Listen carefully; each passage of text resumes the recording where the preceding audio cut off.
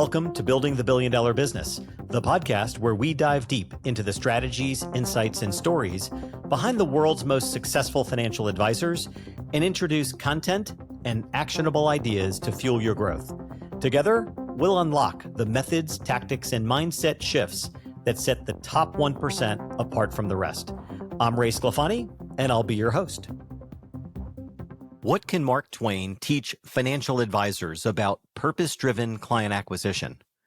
Well, most people remember Mark Twain as the brilliant mind behind Tom Sawyer and Huckleberry Finn. For me, he's always been one of my favorite authors, not just for his storytelling, but for the way he observed the world with clarity, wit, and purpose. What many don't realize is that Twain's most impactful contribution to the publishing world wasn't something he wrote, but something he sold and how he sold it.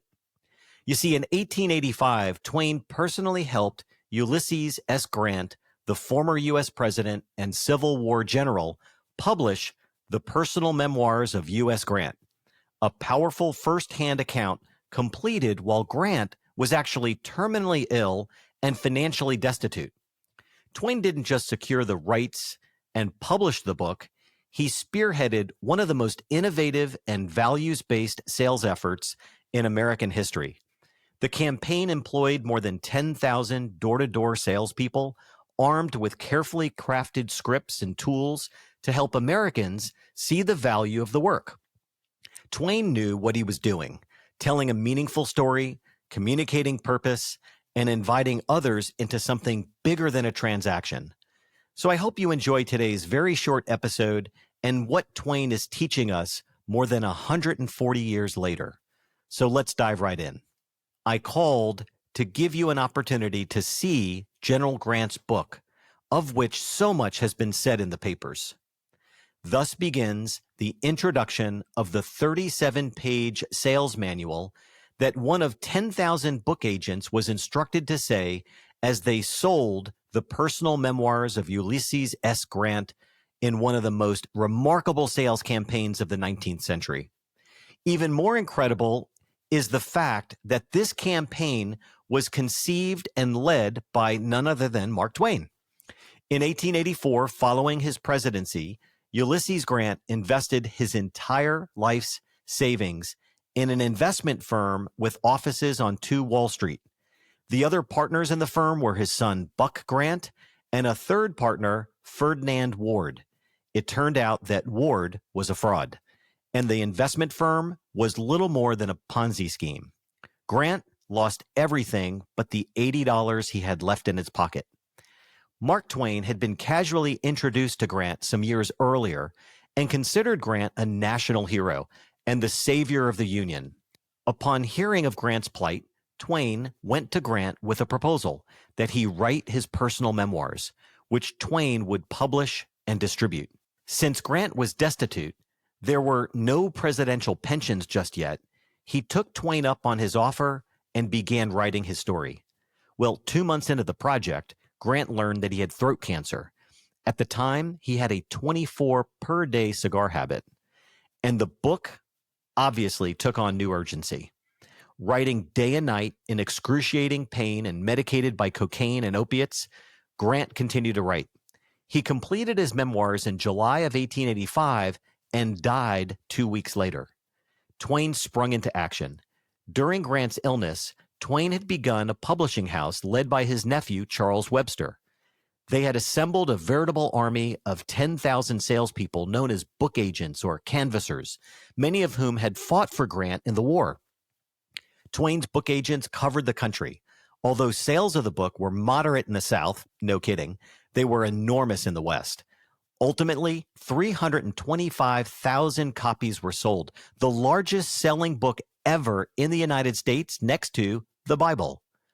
Ultimately, Twain was able to present Grant's widow with a royalty check totaling $450,000. In today's terms, that's more than $15 million. There are 4 key lessons here. The first is lead with purpose, not product. Not only did he publish a sales script for the canvassers, how to introduce the personal memoirs of U.S. Grant. By the way, you can find it on the web. It's a fascinating sales memoir and sales guidebook. But he codified this informal rule of human behavior, politeness, and courtesy that allowed the canvassers to navigate contemporary culture of the time, which kind of sounds like the time of today. Twain believed in the value of what he was offering. He wasn't selling pages. He was helping preserve a legacy and support a family in need. Advisors, too, recognize that what they're offering is more than financial products or even planning. It's the peace of mind, the family continuity, the freedom to live fully. Purpose fuels passion, and clients feel it. What's the deeper why behind the solutions that your team provides? The second was crafting a narrative that resonates. Twain approached the book selling process like a campaign. He employed veterans from the Grand Army of the Republic and also used language and methodologies that veterans could easily understand. Twain understood that stories sell better than statistics. He helped position Grant's memoir as a moral and historical imperative, something every American family could relate to and be part of. Advisors who help clients see themselves in a story of growth and stewardship and legacy, well, they build stronger emotional connections than those who focus only on performance metrics. Here's the coaching tip. Review your client communications and ask yourself, how are our team members presenting more stories than just data? The third key lesson here, I think, is about equipping your advocates.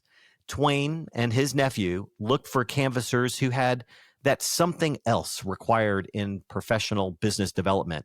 It was the energy, the confidence, the enthusiasm. They looked for canvassers who could be part soldier, but also part evangelist. Not only a believer, but also one who could get others to believe. Aim to make your influence a controlling one, the manual advised. Those 10,000 salespeople weren't improvising. Twain provided them language and tools and training to help them convey the book's value. As an advisor, your loyal client advocates and centers of influence are your most powerful advocates who can tell your story, but only if you equip them with the right language and clarity of why referring you is a gift to others. Here's the team reflection. How is your team making it easier for clients to refer to you? I think the fourth lesson here is building trust through transparency. Twain's noble cause, he believed that Grant was the nation's savior, who was owed a debt of gratitude for holding the country together after the brutally divisive conflict. Although Twain had some monetary self-interest in the publishing of the memoirs, his overriding motivation was acknowledging and rewarding Grant's incomparable contribution to the nation. Twain's transparent approach, including generous royalty terms for the Grant family, built trust and elevated the entire campaign. Likewise, financial advisors who are transparent in pricing and process and purpose build the kind of long-term trust that no market volatility can shake. Are there areas where your team could be even more transparent about how you describe your value? Here's a final thought. Mark Twain may not have known he was creating a new client acquisition framework for future financial advisors some 140 years ago, but in showing up with integrity, storytelling, and deep purpose, he left behind more than just great literature. He modeled how belief in your offering, when paired with clarity and conviction, can really change lives. So let it be more than plans or projections. Let it be peace of mind and possibility and a partnership built on trust. With each episode, I'd like to provide these coaching questions that are relevant for your team or your leadership after listening to the episode. So today there's just 3. The first is, what story do you want your clients to be able to tell about the impact you've had on their lives 5 to 10 years from now? Second question, if your team fully embraced, even more so, a purpose-driven client acquisition approach, how would your client conversations and referrals and growth model look different a year from now?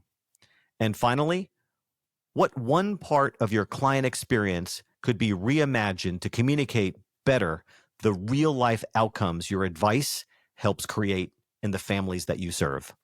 Well, thanks for tuning in, and that's a wrap. Until next time, this is Ray Sclafani. Keep building, growing, and striving for greatness. Together, we'll redefine what's possible in the world of wealth management. Be sure to check back for our latest episode and article.